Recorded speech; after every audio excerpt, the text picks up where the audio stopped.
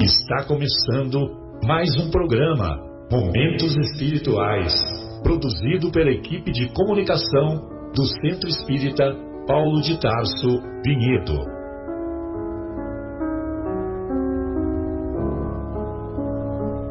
Se guardas contigo o estigma do sofrimento, indagando pela solução dos velhos problemas do ser e da dor, se percebes a nuvem que prenuncia a tormenta e o vórtice traiçoeiro das ondas em que navegas, vem conosco, estudemos a rota de nossa multimilenar romagem no tempo, para sentirmos o calor da flama de nosso próprio espírito, a palpitar, imorredouro na eternidade, e acendendo o lume da esperança, perseveremos juntos em exaltação de alegria que Deus, o Pai de infinita bondade, nos traçou a divina destinação para além das estrelas.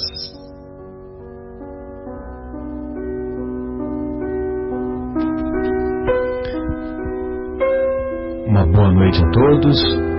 Iniciamos uma vez mais a edição do programa Momentos Espirituais, programa produzido pelo Departamento de Comunicação do Centro Espírita Paulo de Tarso, aqui do município de Vinhedo. Queremos nos desculpar para aqueles que nos acompanham na sequência do estudo como sempre fazemos habitualmente, que na semana passada, na última sexta-feira, dia 3 de agosto de 2018, o nosso time esteve desfalcado por motivos pessoais e profissionais.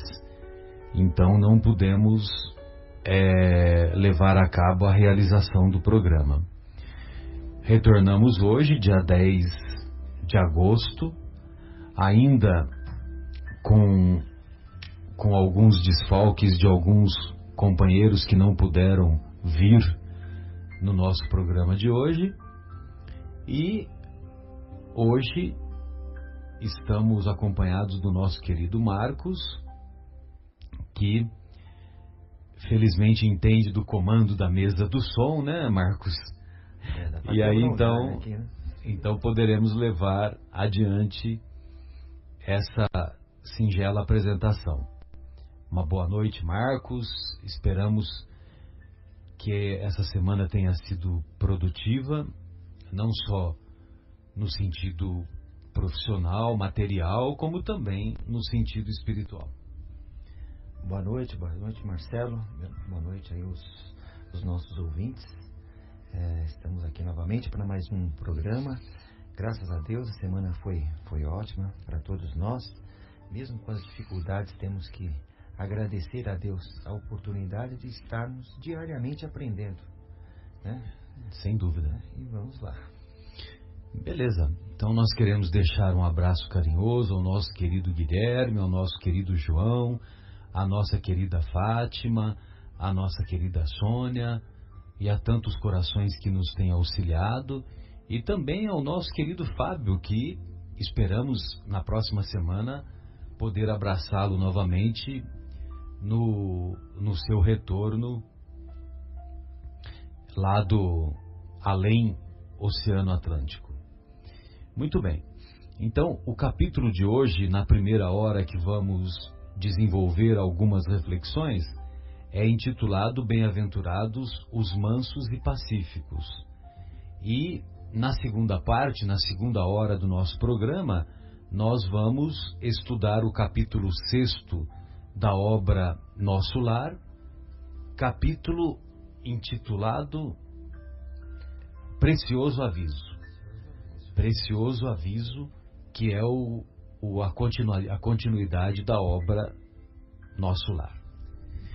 Muito bem, e lá nas anotações do evangelista Mateus, nós vamos encontrar a seguinte colocação: Bem-aventurados os que são mansos, porque possuirão a terra. Bem-aventurados os pacíficos, porque serão chamados filhos de Deus. Olha só, hein? Bem-aventurados os que são mansos, porque possuirão a terra. Bem-aventurados os pacíficos, porque serão chamados filhos de Deus. A gente vê essas recomendações de Jesus e, evidentemente, que são promessas que o Mestre nos fez, promessas que devemos entendê-las como a continuidade da vida espiritual quando extinta a vida física. Porque essas promessas, elas não podem se cumprir se a existência do espírito, se ela se acaba junto com a extinção da vida física. Se ela se acabasse em conjunto com a extinção da vida física, então não teria sentido Jesus fazer essas promessas, Sem dúvida. né? E é muito interessante essa passagem, Marcos e estimados ouvintes, porque ela nos remete à lembrança daquilo que nós vamos encontrar lá no Êxodos, um dos 5 livros atribuídos a Moisés, e quando nós vamos encontrar no Decálogo, o Decálogo são os 10 mandamentos. E lá nos 10 mandamentos, um dos mandamentos é assim: amai o vosso pai e a vossa mãe, para viverdes longo tempo na terra que o Senhor vosso Deus vos dará. Então, quer dizer, no Decálogo é a única promessa que é feita, né? Então, quer dizer, se você amar o seu pai e a sua mãe, então você vai honrai, né? Honrai, isso. Honrai vosso pai e vossa mãe para viverdes longo tempo na terra que o Senhor vosso Deus vos dará. Evidentemente que quando as Escrituras dizem na terra que o Senhor vosso Deus vos dará, os benfeitores espirituais que inspiraram Moisés a escrever essa passagem, evidentemente não se referiam a uma gleba de terra, a um pedaço de terra, a uma chácarazinha, 5.000 metros quadrados, 1.000 metros quadrados. Evidentemente que não é essa a promessa. É terra com T maiúsculo, referindo-se ao planeta Terra. Então, se nós honrarmos nosso pai e nossa mãe, se nós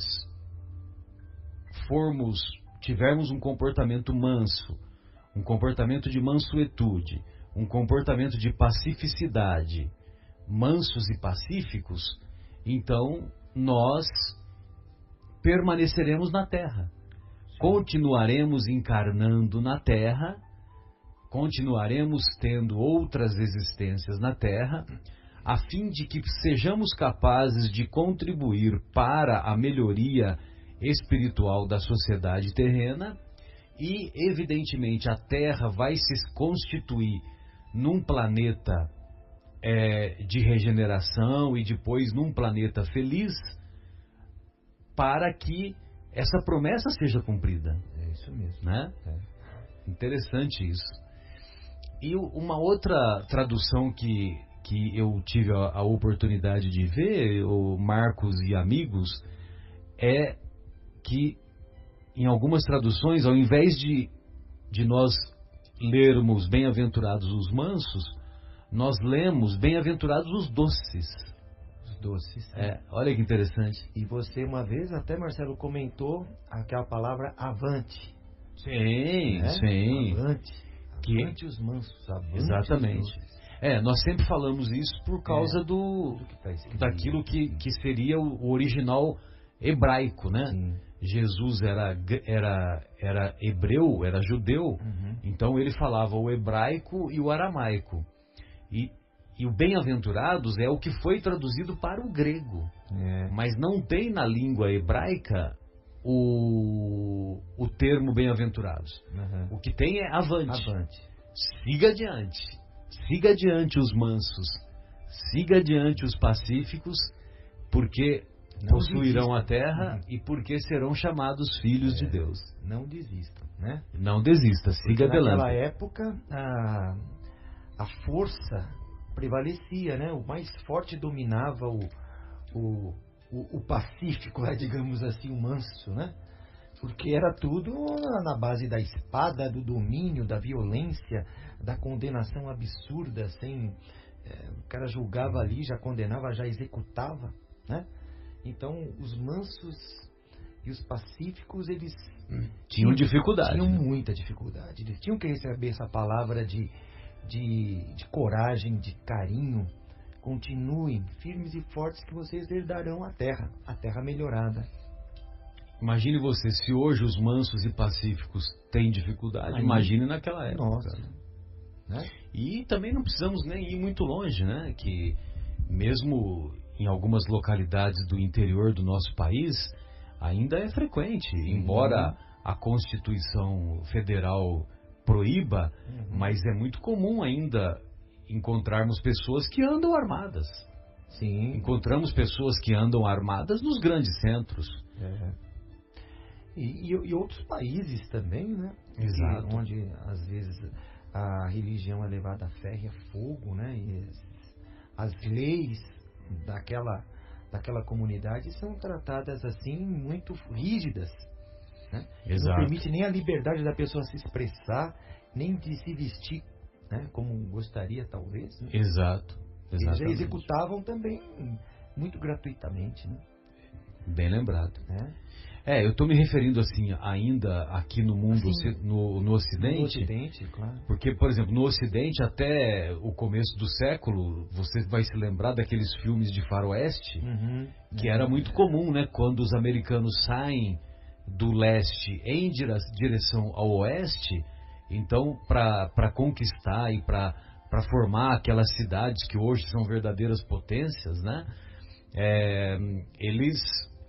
As pessoas que foram para o oeste, evidentemente que a conquista foi árdua, né? E muitas vidas foram ceifadas, né? Muito, e as pessoas andar armado era a coisa mais comum, né? Nós estamos falando de outro dia, né? Do século XIX, 1800 e alguma coisa. Sim. Realmente. Sabe que me fez lembrar uma situação que já faz umas décadas, né?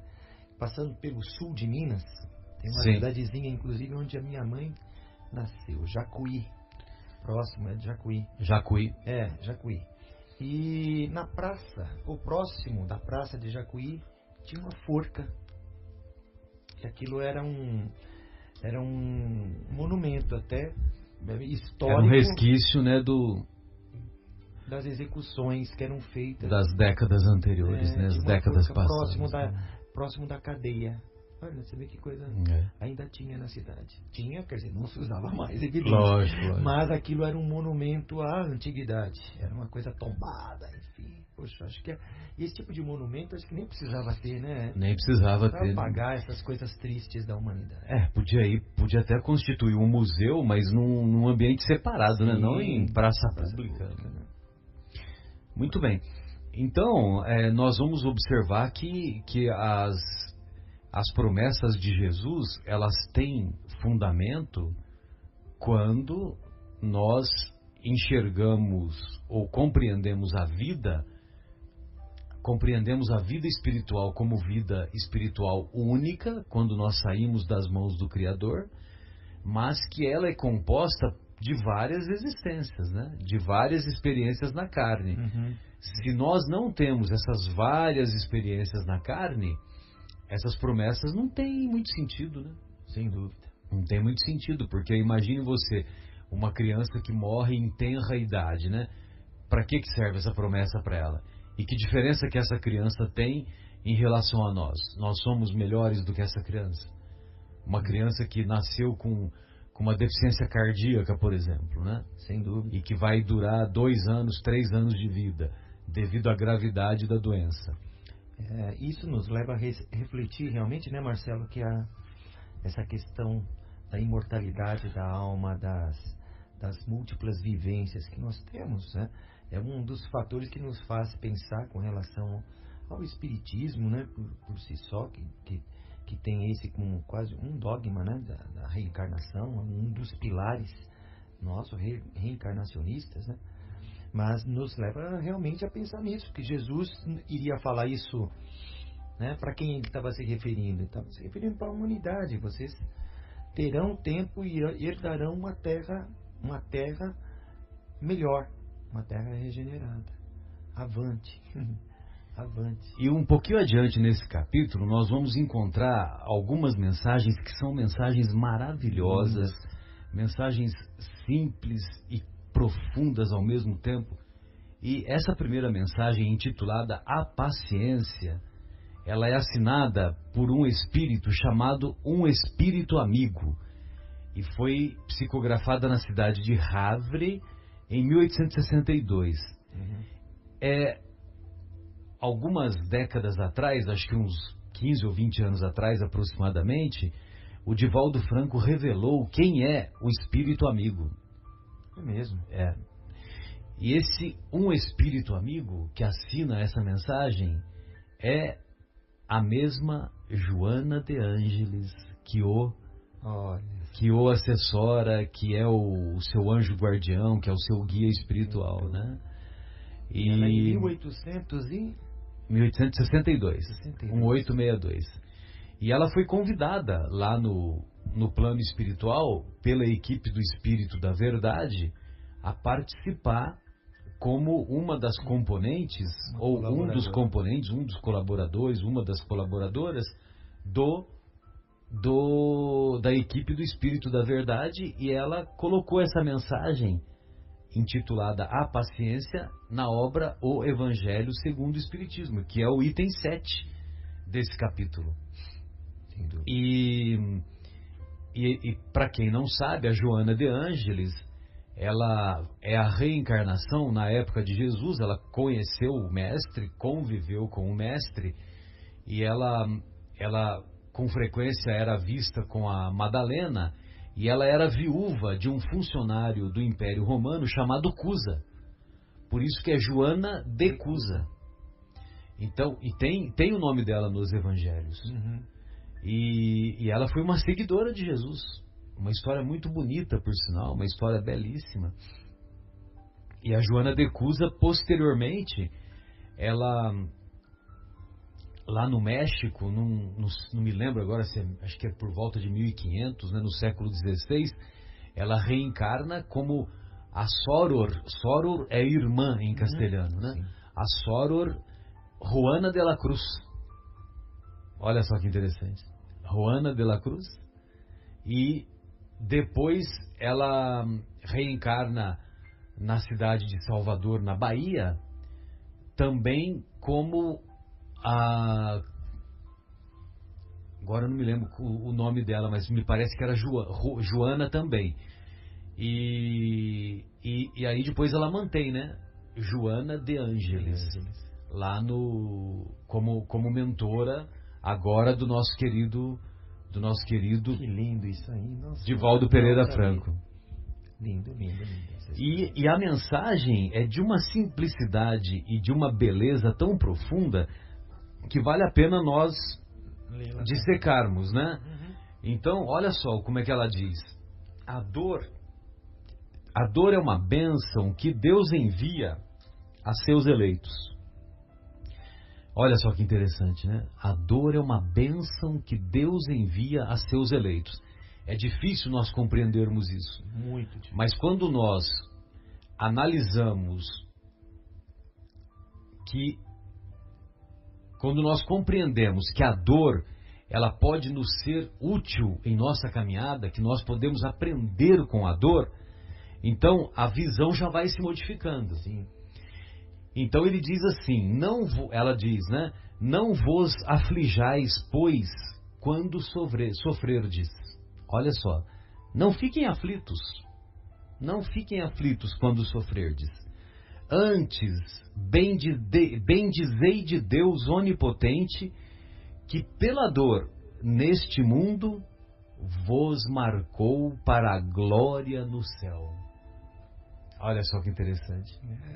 Então, Marcos, amigos, muitas vezes nós espíritas confundimos provação com expiação. Olha, provação é quando nós escolhemos os desafios que a vida vai nos impor. E expiação é quando nós não escolhemos, quando nos foi imposto. E se nós procurarmos lá no dicionário, o Kardec, ele fez alguns dicionários em alguns livros, né? Por exemplo, na obra O Espiritismo, em sua mais simples expressão, lá no finalzinho do livro ele coloca o significado das várias terminologias que ele usou na codificação, né? Nas várias obras da doutrina espírita. E aí ele coloca como expiação, ele também coloca a expiação não só a prova que é imposta, como também a prova escolhida. Sim. A prova escolhida. Então, por exemplo, imagine você, uma família em que uma criança nasce cega de nascença, nasce cega, né? Então, o espírito que fez essa opção de nascer cego não significa necessariamente que é um castigo, porque ele utilizou mal a visão em vidas passadas. Não há obrigação de que seja isso. Pode ter sido uma escolha, né? Pode ter sido uma escolha dele. Ele viu nessa oportunidade de ter uma existência sem a luz, sem a luz do olhar, a luz física, ele percebeu como uma oportunidade de um crescimento espiritual mais rápido, de uma evolução mais rápida. E se ele bem suportar essa prova com mansuetude, com pacificidade, com paciência, com coragem, com resignação, então isso tudo vai ser um fato positivo para que ele dê esse passo, para que ele consiga para que ele consiga galgar uns andares, uns degraus na evolução, vamos dizer assim, não só um degrau de cada vez, mas uma meia dúzia deles, né? Vamos dizer assim. O caminho, né? Exato. Realmente, através das provas, através das dificuldades, é quando nós aprendemos de fato. Nós aprendemos. E até na preleção eu falei assim, poucos de vocês se lembram de alguma lição na felicidade, no meio da felicidade. Claro que tem lições também que são aprendidas. Mas na dificuldade, essa lição, ela é marcada. Ela te modifica, te transforma. É evidente que precisa ter resignação, precisa ter paciência, compreensão, mansuetude, para você aceitar que aquilo vai ser o seu pilar de transformação, né? Eu acredito nisso, né? Eu até falei que nas dificuldades, para isso que nós, não só nas dificuldades que nós temos pessoais, assim, do nosso corpo, da nossa forma de agir, enfim, das provas que nos aparecem, como também das pessoas que convivem conosco no trabalho, no dia a dia, que podem aparecer na nossa vida do nada e ser uma prova também, né, Marcelo? Das relações humanas que acontecem, né? Sem dúvida. Né? Acidentes, às vezes provocados, que você não entende, enfim, encontra com alguém numa situação violenta, como acontece com muitas famílias, né? Mas são coisas que são provas que nós temos. E às vezes esses acidentes, eles aparecem, eles surgem em nossa vida num momento bem adequado, né? Que é justamente para colocar um freio nos nossos equívocos, nos nossos impulsos. Sim. E aí vem um acidente que provoca, por exemplo, provoca uma impossibilidade que nós temos que ficar acamados por um determinado período, e às vezes esse ficar acamado num determinado período nos leva fazer reflexões sobre nós mesmos, nos leva a fazer uma análise mais profunda da nossa existência, e isso serve como uma proteção, né? Nos impede de fazer bobagens que nós faríamos caso não tivesse tido aquele acidente, por exemplo, né? É verdade. Não, e quando a gente imagina assim... Por isso que ela diz que a gente tem que abençoar a dor, né? A Juana de la Cruz, a Joana de Ângeles. Verdade. E Jesus é o nosso guia, né? Nós somos cristãos, nós seguimos ele como exemplo, né? As lições dele, os exemplos dele, né? Que ele nos deu. E aí a gente fica pensando, todos nós passamos alguma dificuldade na vida, né? Ou já passamos dificuldades, fomos humilhados, ou fomos perseguidos, fomos injustiçados, né? E aí você olha para o nosso guia, nosso mestre, aquele, né? Que nós temos que seguir os exemplos, e compara. Ele não devia nada. Foi fácil a vida dele? Né? Foi fácil. Foi só nesses 3 anos e meio do ministério dele, pelo menos que ele na obra que mais... Foi só perseguição, foi só hipócritas que apareciam para ele, tentando, outros chamando ele de pecador porque ele estava curando ao sábado, e coisas assim. Essas foram as mais leves. Aí, até o momento dele ser preso, ele foi surrado, cuspiram na cara, que é uma coisa, né? Espancado. Que é uma fratura exposta na alma, né? Sim. A cusparada é uma fratura exposta na alma. Sem dúvida. E, quer dizer, foi humilhado, foi tudo isso. E ele retrucou alguma coisa? Não retrucou, ele teve paciência, ele teve mansuetude, né? Ele teve coragem, brando, né? Foi pacífico. Que a verdadeira coragem é essa, né? É suportar a ofensa que alguém lhe impõe, né? E foi interrogado. Né? Julgado, condenado, culpado com provas ilícitas, né? Com o julgamento todo irregular. Todo irregular. Foi feito à noite o julgamento, a lei impedia que se fizesse à noite, né? Tem vários erros, né, no julgamento. Muitos erros. Então, de acordo com o direito romano. Se a gente for seguir o nosso mestre, está aí, né? É o que ele fala. Manso, pacífico, né? Tenha paciência, brandura. Né? Exato. E antes de estender nos comentários, eu gostaria de mandar um abraço carinhoso ao nosso querido Bruno Eustáquio, que nos cumprimenta de maneira carinhosa aqui. E eu gostaria de mandar um abraço carinhoso, viu, Bruno? E estamos com saudades, e depois aqui do programa vamos mandar umas mensagens carinhosas aí para você. Um grande abraço a você, a Tayla, e muito obrigado pelas palavras de estímulo aqui para a nossa equipe, né? Ele falou assim: hoje a equipe está reduzida em membros, mas com inspiração de sobra. Obrigado, Bruno. Um abraço a você. Muito bom. A Tayla também. Fiquem com Deus. Sem dúvida. E aí, então, voltando à paciência, vamos lá. A paciência tem um conceito que nós aprendemos naquela obra O Monge e o Executivo. Paciência significa autocontrole diante das adversidades. Autocontrole diante das adversidades. E ao longo da vida nós vamos ter um caminhão de adversidades. Muitos. Vamos ter um caminhão de frustrações, um caminhão de decepções.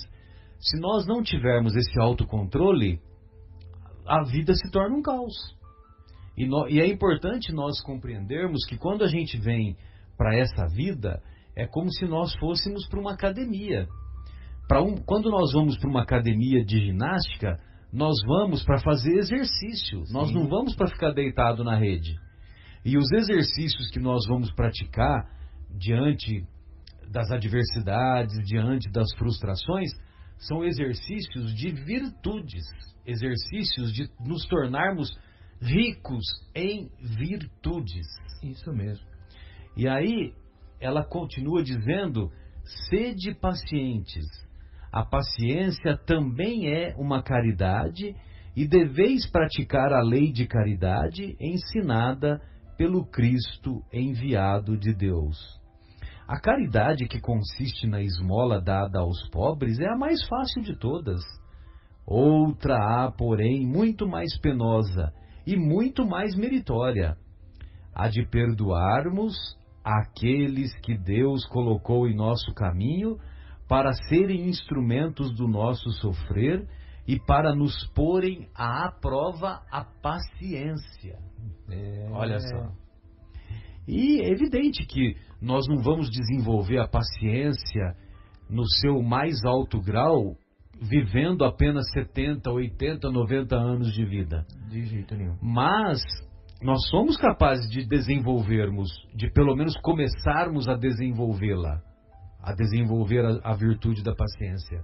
Sim. Agora, por exemplo, às vezes nós conversamos com alguns interlocutores, mesmo no movimento espírita, sabe, Marcos? Uhum. Aí a gente comenta, né, que é importante a gente se esforçar para termos coragem, para termos fé, para termos paciência, tal. A gente fala isso para o nosso interlocutor, aí esse nosso interlocutor responde assim: ai, Marcelo, eu compreendo tudo isso que você fala, mas é tão difícil. E falam tão difícil assim, de uma maneira tão dramática, que eu chego à conclusão, sinceramente, Marcos, que não só é difícil, como é impossível, porque não tem ânimo nenhum, né, no diálogo com esse nosso interlocutor. Então, quer dizer, não vai desenvolver nunca, né? Claro. Ai, parar de fumar para mim é tão difícil. Não é difícil, é impossível, né? Porque se você não tem o mínimo desejo, a mínima vontade de estabelecer a mudança, evidentemente que você não vai... Tem que se esforçar. Obter, né? Mas realmente... E a paciência realmente é um bem maior, né? Nós temos que praticar realmente como caridade, como na questão do perdão, como Joana descreve aí, né? O espírito amigo. Um espírito amigo. Um espírito amigo nos coloca. É muito meritório você perdoar. É muito mais meritório do que dar uma ajuda, uma esmola, uma ajuda material. Sem dúvida. E aí, seguindo adiante, uma outra mensagem ainda nesse capítulo, Marcos, Bruno, Tayla e estimados ouvintes, nós vamos encontrar uma outra mensagem intitulada Obediência e Resignação. Olha só, obediência e resignação tem tudo a ver com ser manso e ser pacífico. Sim. Quem é manso e pacífico desenvolve a obediência, desenvolve a paciência, a obediência, a resignação. E essa mensagem, ela foi ditada, olha só, ditada pelo espírito de Lázaro em Paris no ano 1863. E quem é Lázaro? Quem é Lázaro, meu caro Marcos? É aquele? É aquele mesmo. Amigo de Jesus? É aquele amigo de Jesus, irmão de Marta e Maria. Marta e Maria. Que foi acordado. Que teve aquele diálogo famoso, né? Do Marta, Marta. Maria escolheu a melhor parte, né? Porque a Maria, ela não ia ajudar a Marta nos afazeres domésticos. Sim. Ela ficava acompanhando Jesus em suas exposições, né? Em suas explicações espirituais. E Marta ficava explicações sobre o Evangelho. E a Marta ficava inconformada, porque ela queria que a Maria ajudasse, né? E por isso que tem esse diálogo, né? Marta, Marta. Muito bem, mas a Marta e a Maria eram irmãs do Lázaro. E eles moravam em Betânia. Betânia ficava ali próxima de Jerusalém, né? Uhum. Aliás, Israel é um território pequeno, né? Pequeno. Por exemplo, de São Paulo até Araraquara é o território máximo de São Paulo capital em termos de comprimento, né? É o território máximo de Israel hoje. Naquela época era mais ou menos isso também. E lógico que naquela época eles se deslocavam a pé, né? Sim. A pé ou então de barco, percorrendo as aldeias conforme as aldeias eram estabelecidas ao longo do Rio Jordão, né? E que existem até hoje, né? Cafarnaum, Nazaré, qual outra lá? Nazaré, Cafarnaum, a Galileia, né? Magdala, a beira do Maria de Magdala, né? É isso aí. A Magdala era a beira do lago. Então as aldeias ficavam todas à beira do lago de Genezaré ali e depois para o Rio de Jordão, né? Exato. E aí, Marcos e ouvintes, o Lázaro, quando Jesus ia para Jerusalém, ele ficava hospedado na casa do amigo Lázaro, né? E o Lázaro é o mesmo que foi considerado morto e Jesus vai lá e o ressuscita.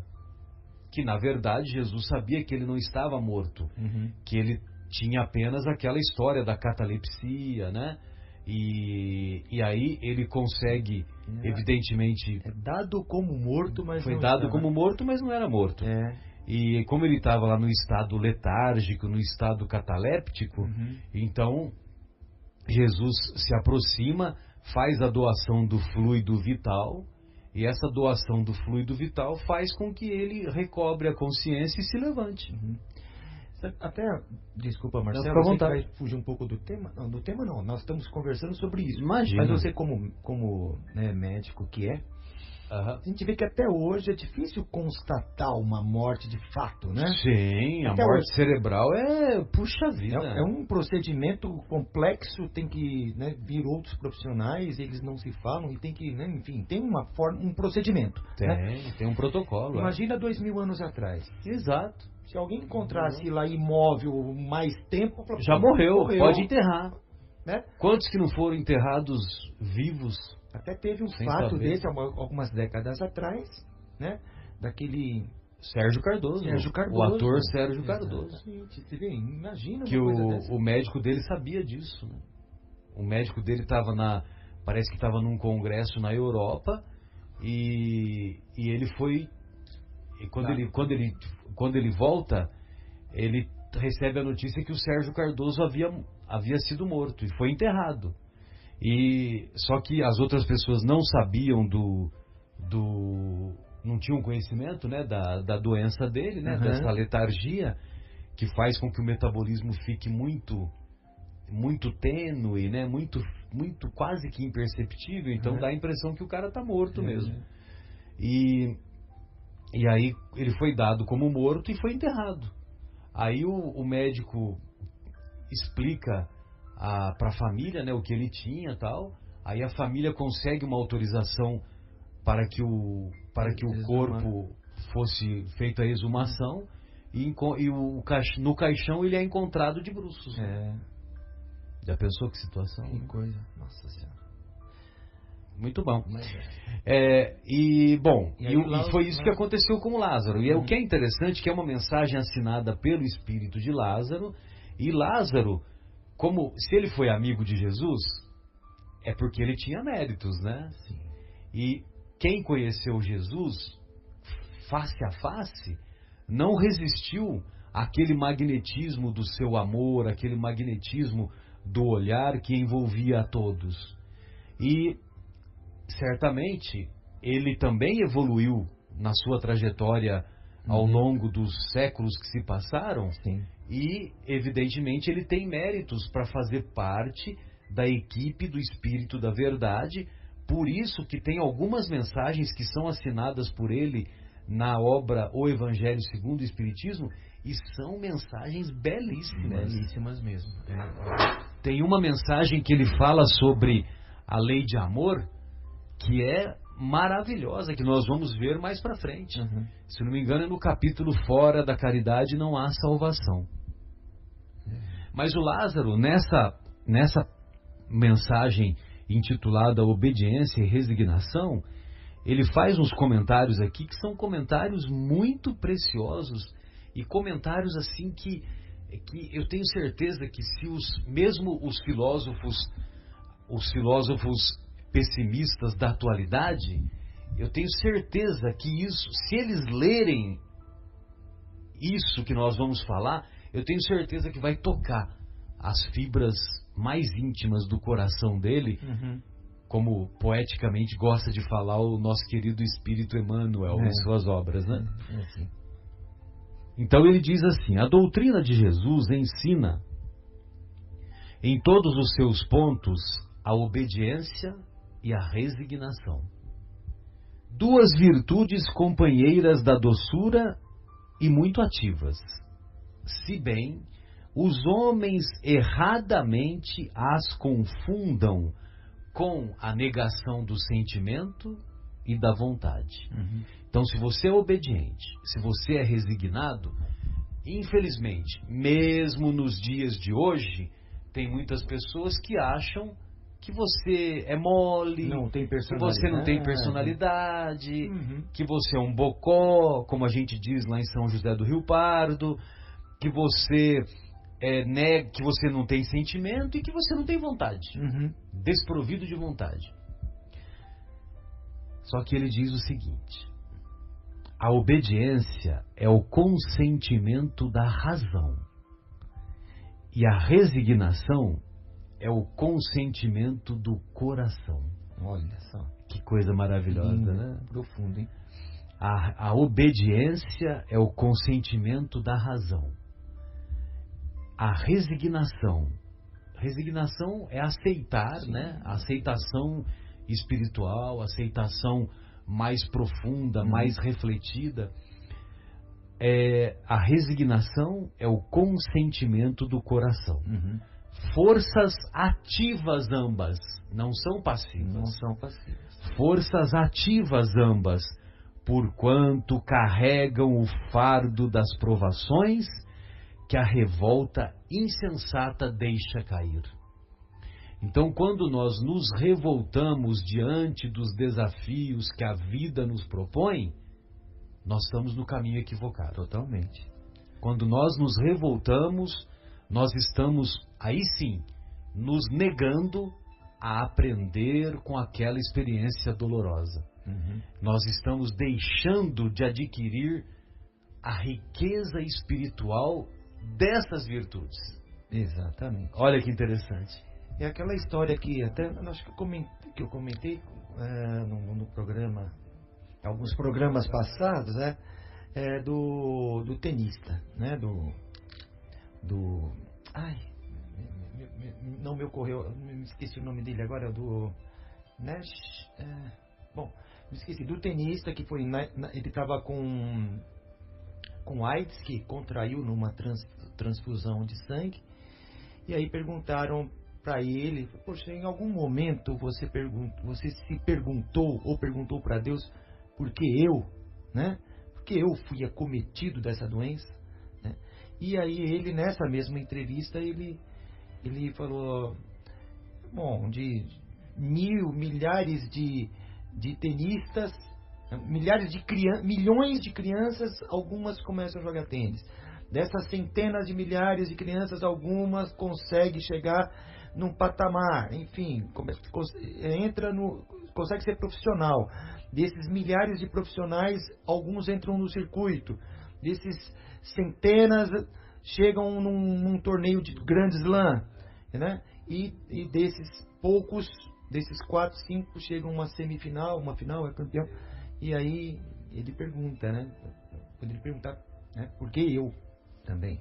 Né? Por que não eu, né? Por que não eu ter adquirido AIDS, né? Sim, exatamente. Então as pessoas não enxergam o lado bom das coisas e ficam se lamentando apenas das mazelas das coisas ruins. Então nós temos que, às vezes as coisas boas estão do nosso lado e nós acabamos não enxergando. E isso nos traz resignação. Isso também nos traz resignação, né? Mesmo diante de doenças, nós temos que acreditar que essa não é a única vida, né? A vida espiritual, ela é eterna. Nós temos outras e outras passagens. Então, não é o fim. Nada é o fim. E Jesus nunca nos abandona. Então, tenhamos resignação. Sem dúvida. E um pouquinho mais adiante, no finalzinho, o Marcos e amigos ouvintes, ele diz assim: toda resistência orgulhosa deverá ceder cedo ou tarde. Então, é importante nós sermos capazes de desenvolver a obediência e a resignação, porque se nós não nos dispomos a desenvolvê-las, nós estamos fazendo com que o orgulho predomine.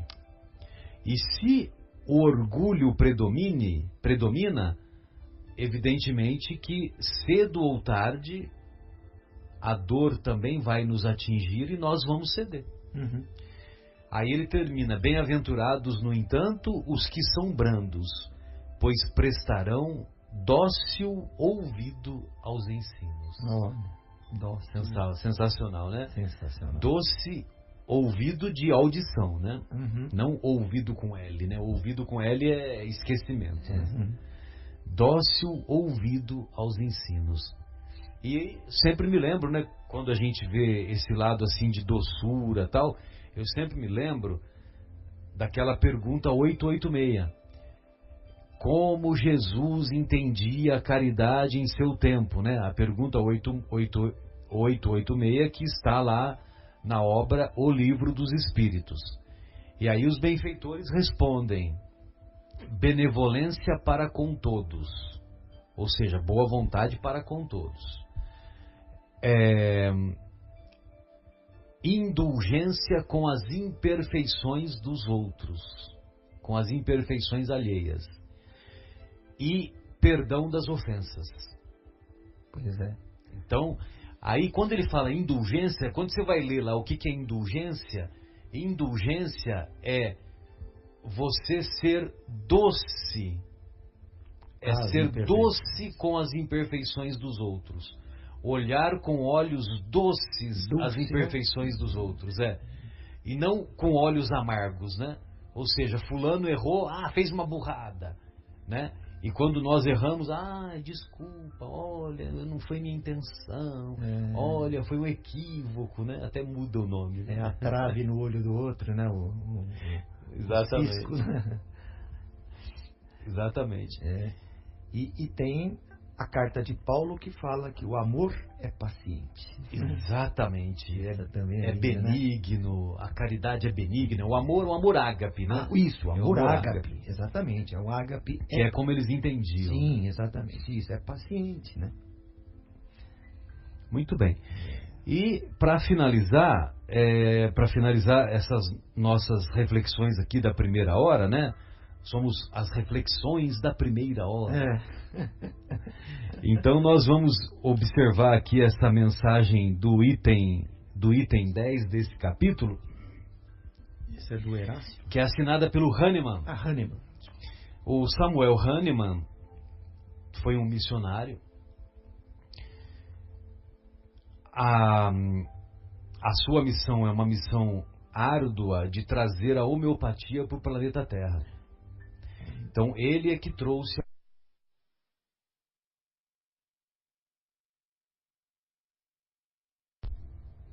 a visão alopática. Considera que o homem é portador de doenças, enquanto que a visão da homeopatia considera que o homem, que não existe doenças, que existe doentes. Evidentemente que nós não podemos radicalizar. Existem as doenças são estudadas, são conhecidas, são avaliadas em laboratório, avaliadas através de exames de imagem. Muitas têm tratamento, outras têm apenas controle e assim por diante. Mas a visão da homeopatia é uma visão que merece ser aprofundada. Sim.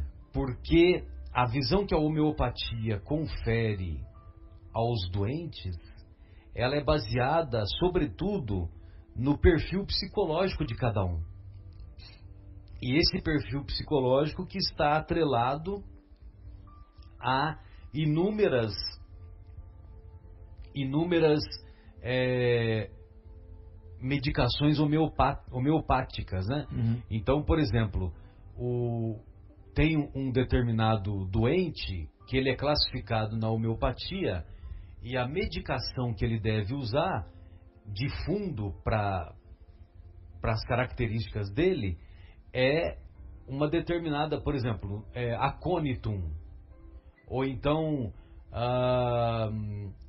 pulsatila, e tem várias medicações homeopáticas, né?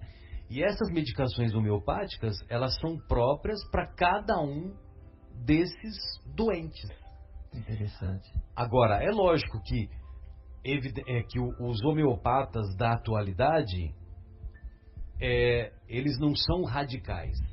Os homeopatas da atualidade, se o cara está tendo uma urgência, tem febre, se ele precisa de tomar antibiótico tal, por causa de determinada infecção, tem que tomar.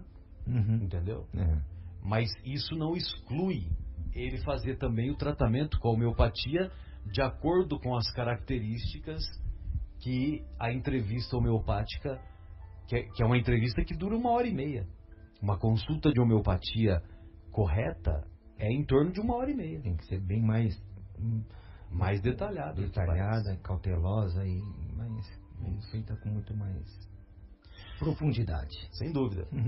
Bem, então nós vamos encontrar essa mensagem do Samuel Hahnemann, que evidentemente que em 1863, na cidade de Paris também, ele se encontrava no mundo espiritual e ele também foi convidado a participar da equipe do Espírito de Verdade. Aí então ele diz que ele começa assim: segundo a ideia falsíssima ideia de que não lhe é possível reformar sua própria natureza, o homem se julga dispensado de fazer esforços para se corrigir dos defeitos nos quais se compraz voluntariamente ou que exigiriam muita perseverança.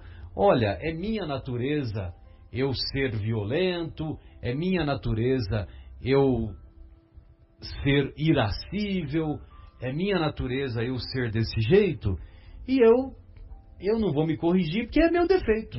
É mais ou menos aquela síndrome de Gabriela. Eu aceito isso e eu sou assim. Não, é assim, eu nasci assim, eu cresci assim, eu sou mesmo assim. Então, quer dizer, vou ser sempre assim. Olha só que coisa, vou ser sempre assim. Então, quer dizer, não tem sentido, né? Não tem sentido. E aí, então, quer dizer, tem pessoas que dizem que as imperfeições consideram que as imperfeições estão no corpo. Olha, eu sou desse jeito e quem quiser que me ature, quem não quiser que vai buscar outra companhia, né? E não é bem assim. Aí então ele continua: em vez de se confessar culpado, lança a culpa sobre a sua organização. Ou seja, Deus é que é culpado de suas faltas. Muito bem. Aí, um pouquinho adiante, ele dá assim: ele diz assim, o corpo não dá cólera àquele que não na tem. Então, o corpo não dá cólera àquele que não a tem. Assim como não dá os outros vícios. Essa parte que é importante, ó. Todas as virtudes e todos os vícios são inerentes ao espírito. Sim. São inerentes a esse ser inteligente, a esse ser pensante que habita esse corpo. Ele separa a matéria do imaterial. Exatamente. Então, as virtudes e os vícios pertencem ao espírito. Se não fosse assim, onde estariam o mérito e a responsabilidade? Olha só. Você vê que coisa, até quando coloca a responsabilidade, já tem até o fator jurídico, né? O fator do estabelecimento da justiça. Sim. Então, para que se estabeleça a justiça, você tem que assumir a responsabilidade. Sim. Né? Sim. Senão nós iríamos colocar a culpa no átomo. Exatamente. O átomo não pensa, mas aquele que movimenta o átomo é o responsável. Aí lá no finalzinho, Marcos, ele finaliza assim: compenetrai-vos, pois, de que o homem não se conserva vicioso, senão porque quer permanecer vicioso. De que aquele que queira corrigir-se sempre o pode. Sempre o pode. De outro modo, não existiria para o homem a lei do progresso. Sensacional, né? Sensacional. Esses benfeitores espirituais. Não, E você vê que são mensagens atuais, né? Super Foram atuais. escritas em 1860, mas são mensagens que é do nosso dia a dia. Nós temos que assumir a responsabilidade. Não é as virtudes e os vícios não estão no nosso corpo físico. Não elas são defeitos nossos, imperfeições nossas, da nossa individualidade espiritual, desse ser pensante que habita o nosso corpo. Sem dúvida, é isso mesmo. Então vamos fazer a nossa primeira pausa musical, o Marcos, e aí daqui a pouco a gente retorna com a segunda hora, estudando agora o capítulo 6º. Que tem tudo a ver, parece, com esse tema nosso, né? Exatamente. Marcelo. Impressionante, né? Como que vai bater, viu?